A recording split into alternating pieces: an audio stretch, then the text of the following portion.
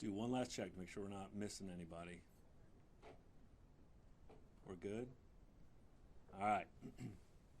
Hey, good afternoon, everybody, and thank you so much for coming here today.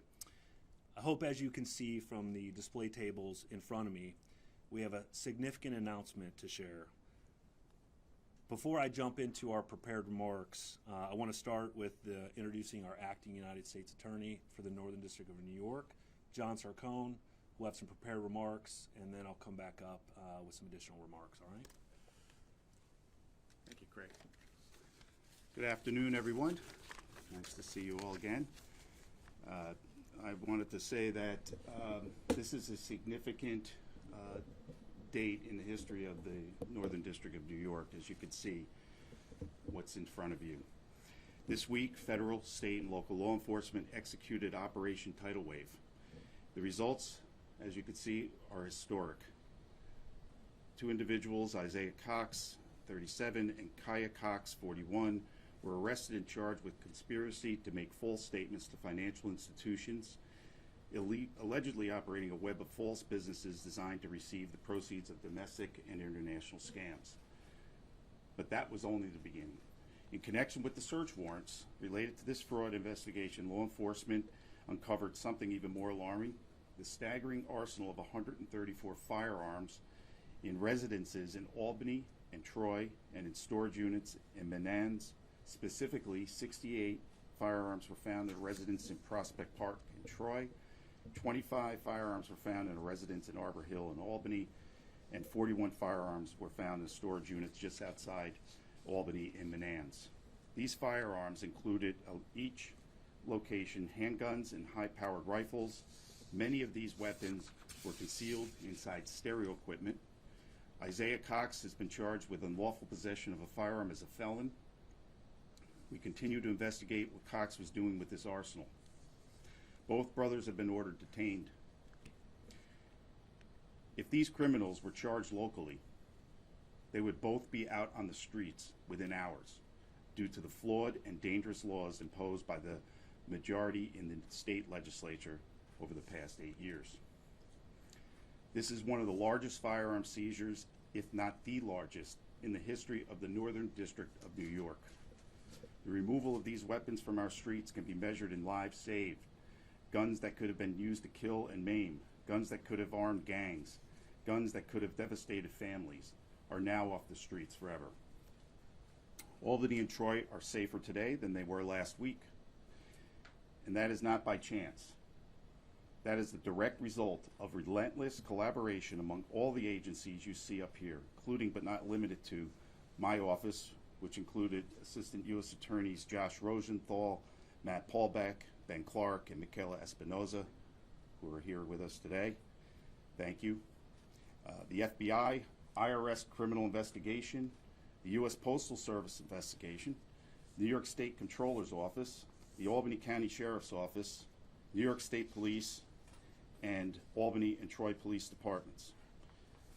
This is what happens when law enforcement agencies lock arms, share intelligence, and pursue justice with a purpose. The legal process will run its course, and the defendants are entitled to the presumption of innocence unless and until proven guilty. But let me be crystal clear. We will prosecute these cases to the fullest extent of the law. To those who would try criminally to exploit the financial system for personal gain, to those who would illegally stockpile weapons in secret, and to those who think Albany and Troy are places where they can hide criminal activity, I have a message. Your days are numbered. We will find you. We will dismantle your operations. We'll take every weapon out of your hands before it can be turned against our communities, and we will do our best to detain you pending trial. Today is a turning point. Operation Tidal Wave has proven that when federal, state, and local law enforcement stand together, criminals do not stand a chance.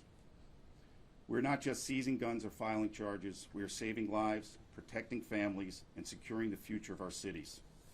Thank you, and I'll turn it back over to FBI Zach Craig Tremaroli. Thank you, Acting United States Attorney Sarcone, and thank you to the entire team at the United States Attorney's Office for their coordination and collaboration throughout Operation Tidal Wave, and specifically with this complex and ever-evolving investigation. Before we get into details regarding this remarkable seizure, I want to provide some context on Operation Tidal Wave. As some of you may have seen, the FBI launched Operation Summer Heat in an effort to crack down on violent crime throughout the country. Our director and deputy director led the charge in this initiative, and we found the best way to approach crushing violent crime was together. Through our established task forces, we all share a common goal of keeping our community safe, so it just made sense to do it together. Here at FBI Albany, that took shape in the form of Operation Tidal Wave.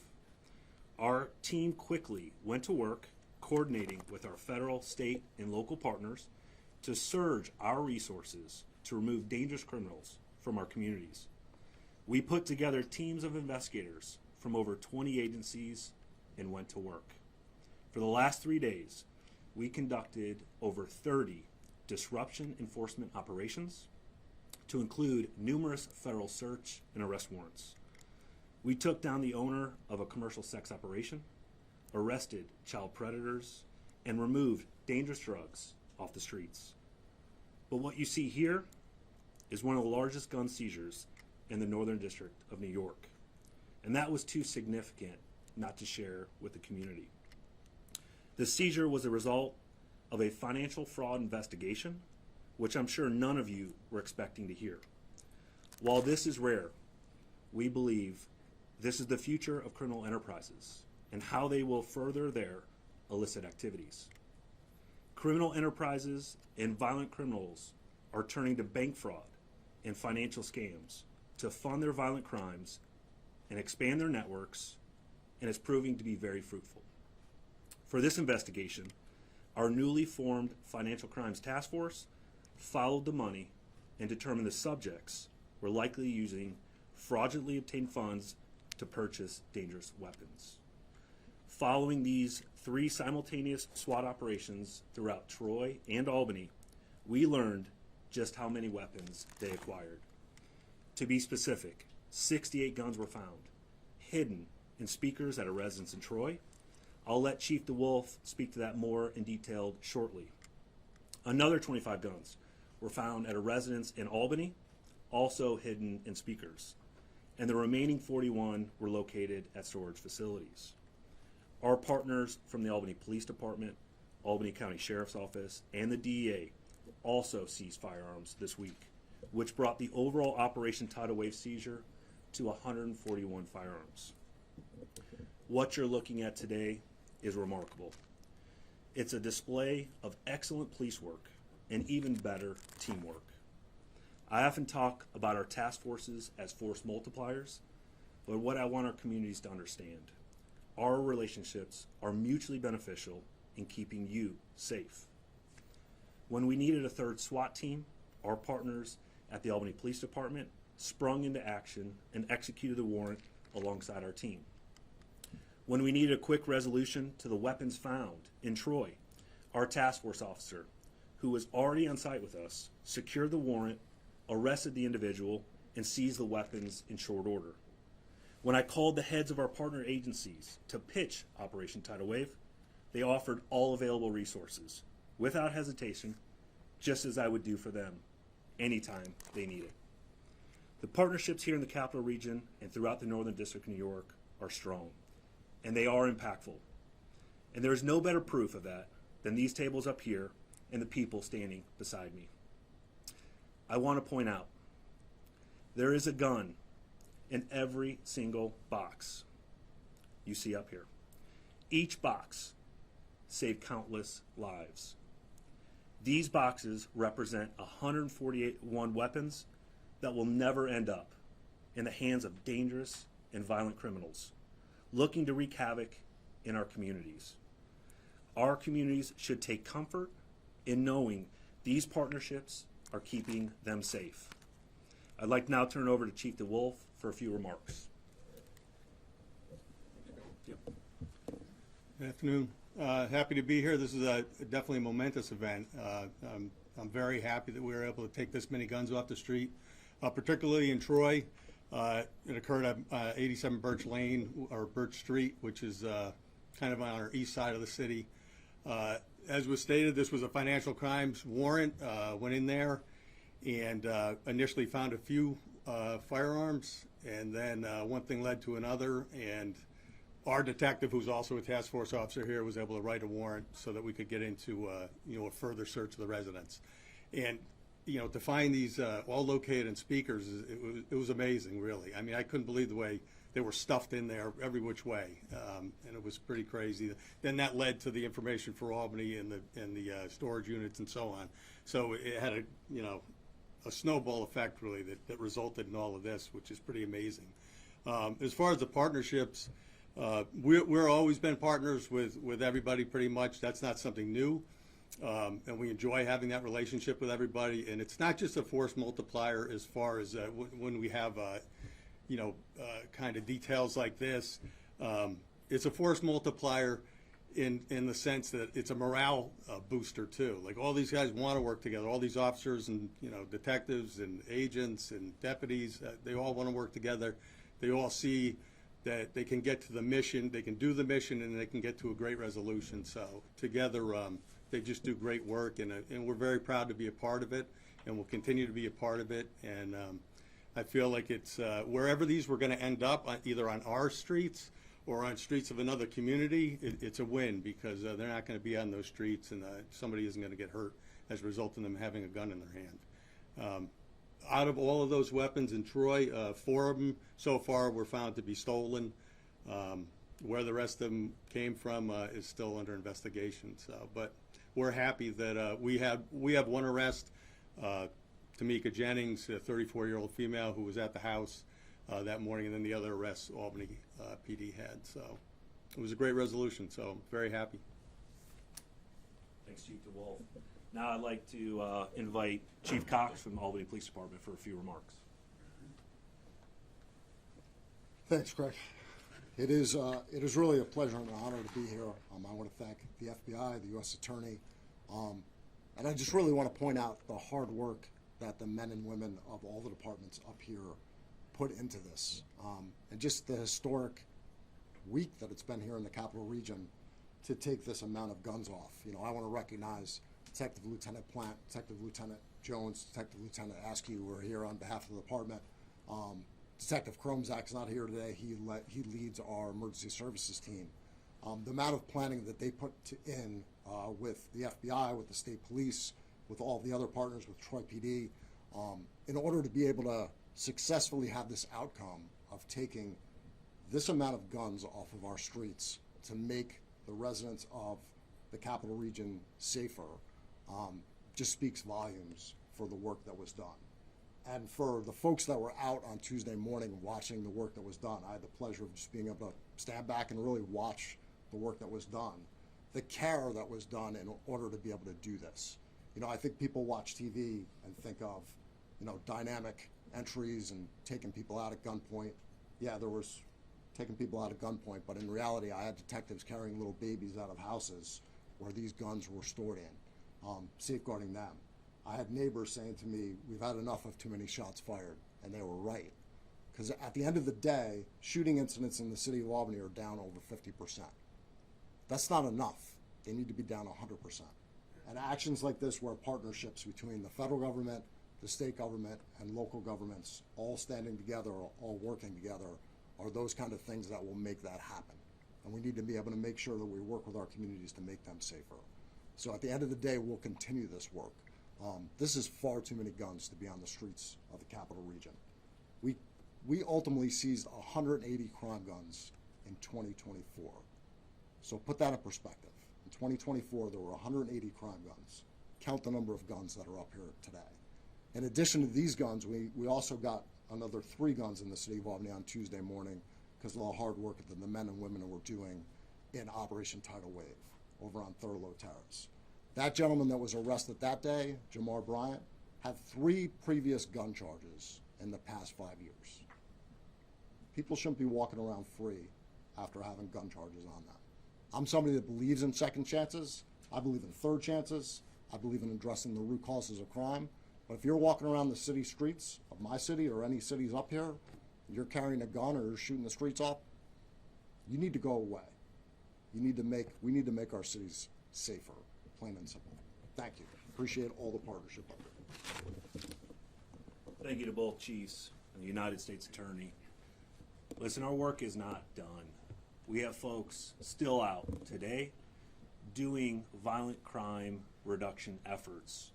We just thought it was too significant not to hold a news conference with this amount of guns in 3 days, but our folks probably on a few hours of sleep, teams are still working additional search warrants. My message to the community, if you're a violent criminal, we're going to find you, we're going to come get you, and we're going to hold you accountable. That's what this is about.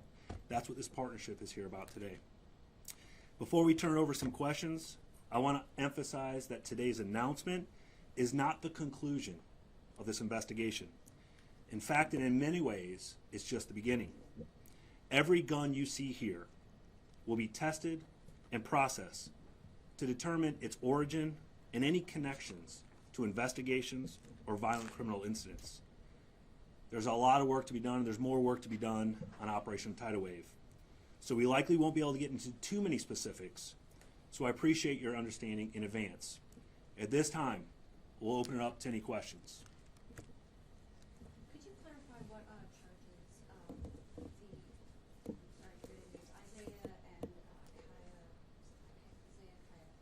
All of the news releases were pushed out at the beginning of this news conference, so it should hit all of your inboxes. The complaints and the arrest warrants were sent out at 1 o'clock this afternoon. It lays out the names, the identifiers, as well as the charges. Just going off that, are there any weapons charges that they're facing right now, or is it strictly related to this financial? There was a weapons charge on one of the individuals charged, and that complaint and arrest warrant is in your box. Did either one of those individuals have a previous record with police that would have indicated something like this? Isaiah had a previous gun charge and all.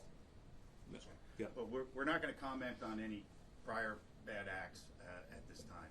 That's something that you could investigate further. And I will note, and unfortunately you don't have it at your fingertips, but we lay a foundation in the affidavits and the complaint that lays out the answers to your question. This might be speculation, but obviously these guns at some point were probably going to end up on our streets here in the capital region. Could these have made their way across the state and even across state lines potentially? That's a great question, and as I said, this is a significant seizure here. Our work is just now beginning. We're going to learn where the weapon was manufactured, all the way to where we've received it, and share intelligence amongst our partners to figure out where it was going. Oftentimes when you see this, there are additional investigations that are going to working with our ATF partners, working with DEA, our federal, state, local partners. This is just the beginning.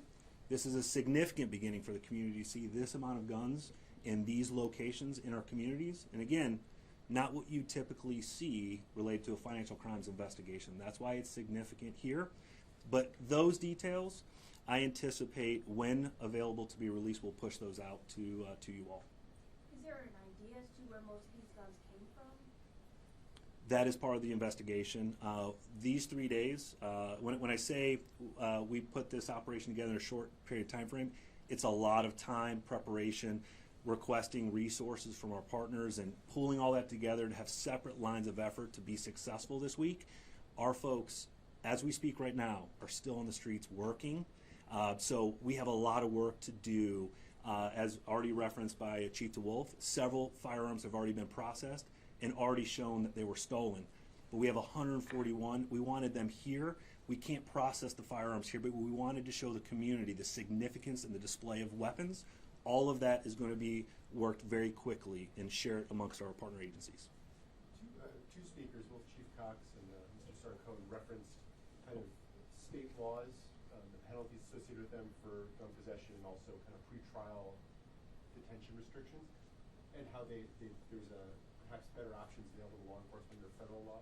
Can you guys elaborate on that a little bit? Well, I mean,